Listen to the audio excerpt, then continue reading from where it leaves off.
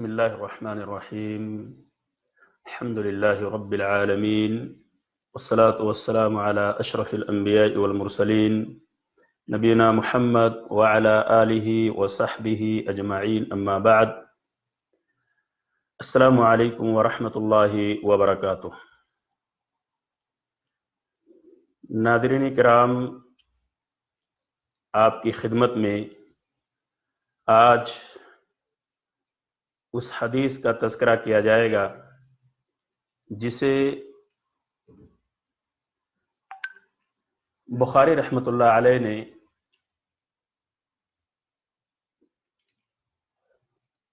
تیسرے نمبر پر صحیح بخاری کے اندر ذکر کیا ہے۔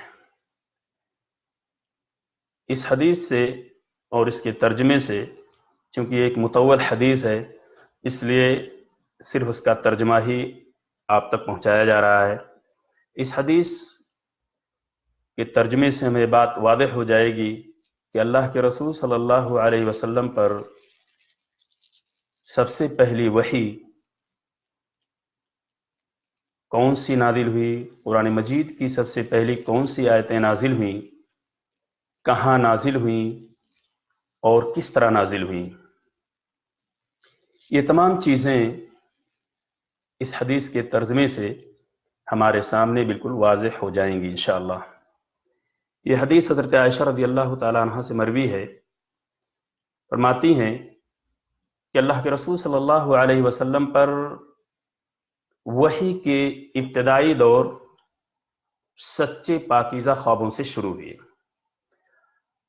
آپ خواب میں جو کچھ دیکھتے وہ صبح کی روشنی کی طرح صحیح اور سچا ثابت ہوتا تھا۔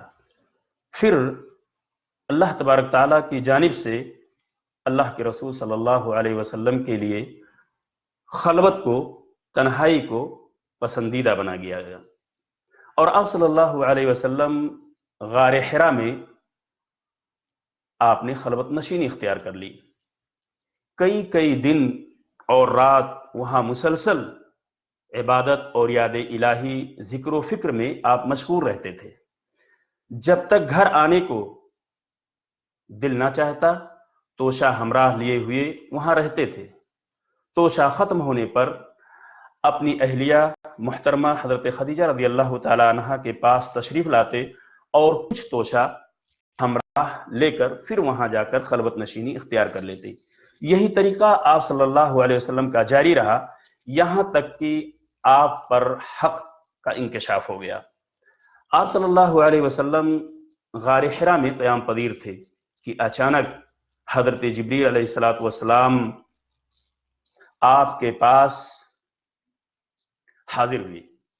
فجاءہ الملک، جبریل علیہ السلام آپ کے پاس حاضر ہوئے اور کہنے لگے کہ اے محمد پڑھو۔ آپ صلی اللہ علیہ وسلم نے فرمایا ما انا بقاری، میں پڑھا لکھا نہیں ہوں۔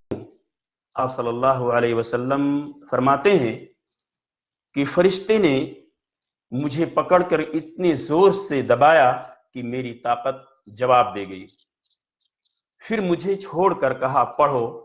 آپ صلی اللہ علیہ وسلم نے پھر وہی جواب دیا کہ میں پڑھا ہوا نہیں ہوں۔ اس فرشتے نے مجھ کو، اللہ کے رسول فرماتے ہیں، اس فرشتے نے مجھ کو نہایت ہی زور سے دبایا، مجھ کو سخت تکلیف محسوس ہوئی۔ آپ صلی اللہ علیہ وسلم اس نے کہا آپ صلی اللہ علیہ وسلم سے کہ پڑھو۔ آپ صلی اللہ علیہ وسلم کا وہی جواب تھا کہ میں پڑھا ہوا نہیں ہوں۔ فرشتے نے تیسری بار اللہ کے رسول صلی اللہ علیہ وسلم کو پکڑا اور تیسری مرتبہ بھی آپ صلی اللہ علیہ وسلم فرماتے ہیں کہ مجھ کو زور سے دبایا، پھر مجھے چھوڑ دیا اور کہنے لگا پڑھو اقرأ بسم ربک الذی خلق۔ قرآن مجید کی سب سے پہلی یہی آیت نازل ہوئی۔ فرشتے نے تیسری بار اللہ کے رسول صلی اللہ علیہ وسلم کو زور سے دبا کر فرمایا اقرأ بسم ربک الذی خلق خلق الانسان من علق اقرأ وربک الاکرم الذی علم بالقلم علم الانسان ما لم يعلم۔ ناظرین کرام، تیسری مرتبہ جب اللہ کے رسول صلی اللہ علیہ وسلم کو فرشتے نے زور سے دبایا تو اللہ کے رسول صلی اللہ علیہ وسلم نے اس کو پڑھنا شروع کیا، اس آیت کو، یعنی پڑھو اپنے رب کے نام سے جس نے پیدا کیا تم کو اور انسان کو خون کے لوتھڑے سے بنایا، پڑھو اور آپ کا رب بہت ہی مہربانیاں کرنے والا ہے۔ یہی آیتیں آپ حضرت جبریل علیہ الصلوۃ والسلام سے سن کر اس حال میں غار حرا سے واپس ہوئے کہ آپ کا دل اس انوکھے واقعے سے کانپ رہا تھا، آپ بالکل سہمے ہوئے تھے، یہاں تک کہ آپ صلی اللہ علیہ وسلم حضرت خدیجہ رضی اللہ تعالیٰ عنہ کے پاس آئے اور فرمایا کہ مجھے اڑھا دو، زملونی زملونی، مجھے اڑھا دو، مجھے کمبل اڑھا دو۔ لوگوں نے آپ کو کمبل اڑھایا، جب آپ کا ڈر جاتا رہا تو آپ نے اپنی زوجہ محترمہ حضرت خدیجہ رضی اللہ تعالیٰ عنہ کو تفصیل سے اس واقعے کو سنایا اور بتایا کہ مجھ کو اب اپنی جان کا خوف ہو گیا ہے۔ اللہ کے رسول نے فرمایا لقد خشیت علی نفسی، مجھے اپنے جان کا خوف ہو گیا ہے۔ آپ کی اہلیہ محترمہ حضرت خدیجہ رضی اللہ تعالیٰ عنہ نے فرمایا کہ آپ کو ڈرنے کی ضرورت نہیں ہے، کلا واللہ ما یخزیک اللہ ابدا، آپ کو اللہ تبارک تعالیٰ کبھی برباد نہیں کریں گے، خدا کی قسم، اللہ کی قسم، آپ کو اللہ کبھی برباد اور رسوا نہیں کریں گے۔ آپ تو اخلاق فاضلہ کے مالک ہیں، آپ تو کنبہ پرور ہیں، بے کسوں کا بوجھ اپنے سر پر رکھ لیتے ہیں، مفلسوں کے لیے آپ کماتے ہیں، مہمان نوازی میں آپ بے مثال ہیں، اور مشکل کے وقت میں آپ حق کا ساتھ دیتے ہیں۔ ایسے اوصاف والا انسان یوں بے وقت ذلت و خواری کی موت نہیں پا سکتا ہے۔ پھر مزید تسلی کے لیے حضرت خدیجہ رضی اللہ تعالی عنہا نے آپ صلی اللہ علیہ وسلم کو ورقہ ابن نوفل کے پاس لے جانا چاہا اور لے گئیں، جو ان کے چچا زاد بھائی بھی تھے، اور زمانے جاہلیت میں انہوں نے نصرانی مذہب کو اختیار کر لیا تھا اور عبرانی زبان کے بھی جاننے والے تھے۔ انجیل کو اللہ تبارک تعالیٰ کے منشا کے مطابق وہ عبرانی زبان میں بھی لکھا کرتے تھے، جیسا کہ اس روایت کے اندر موجود ہے۔ حضرت خدیجہ رضی اللہ تعالی عنہا نے ان کے سامنے آپ کے حالات بیان کیے اور کہا کہ اے چچا زاد بھائی، اپنے بھتیجے کی بھی ذرا خبر لے لو، ان کی زبانی ذرا ان کی کیفیت کو سن لو، کیا ماجرا ہے، کیا واقعہ ہے۔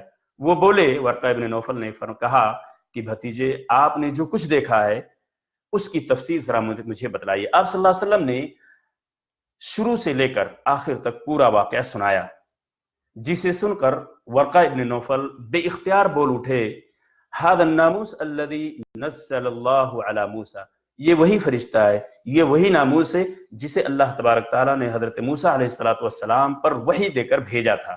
کاش، حضرت ورقہ فرماتے ہیں، ورقہ ابن نوفل، کہ کاش آپ کے عہد نبوت کے شروع ہونے پر میں جوان ہوتا، کاش میں اس وقت تک زندہ رہتا جب آپ کی قوم آپ کو اپنے گھر، اپنے شہر سے نکال دے گی۔ رسول اکرم صلی اللہ علیہ وسلم نے یہ سن کر تعجب سے پوچھا، اوا مخرجیہم، کیا وہ لوگ مجھ کو نکال دیں گے؟